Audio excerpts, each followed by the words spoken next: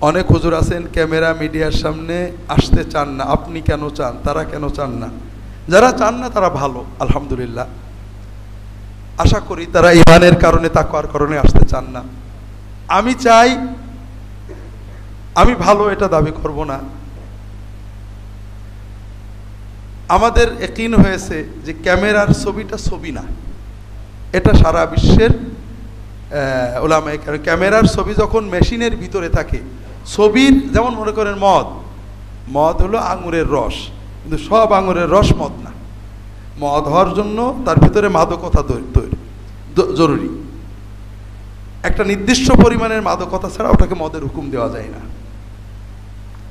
তো যেটা বলছিলাম, ছবি যখন ছবি হয়ে যায়, অর্থাৎ ছবি পারে কাগজে থাকে, বসে থাকে, দাঁড়িয়ে থাকে, এটা ছবি, এটা হারাম।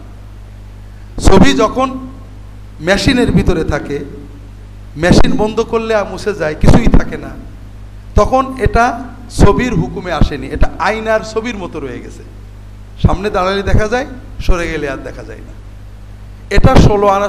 ইসলাম যখন কিছু জিনিস হারাম করে, তার কিছু হারামের ইল্লত হাদিসে দেওয়া থাকে, এগুলো না আসা পর্যন্ত এটাকে ছবি বলা যায় না। এজন্য যে ছবিগুলো প্রিন্টেড নয়, মেশিনের ভিতরে থাকে, এগুলো ছবি হিসেবে গণ্য করেননি উলামায়ে কেরাম। অধিকাংশ মধ্যপ্রাচ্য, সৌদি আরব, মিশর, পাকিস্তান সহ দ্বীনি দাওয়াতের জন্য এই ছবিগুলো ব্যবহার করা বৈধ, এটা দাওয়াতের অংশ। এজন্য আমি আসি, আপনারা দোয়া করেন যেন আল্লাহ তাআলা ওই মুত্তাকি আলেমদের সাথে আমাদেরকেও তার মাগফুর, গুনাহমুক্ত বান্দা হিসেবে কবুল করে নেন।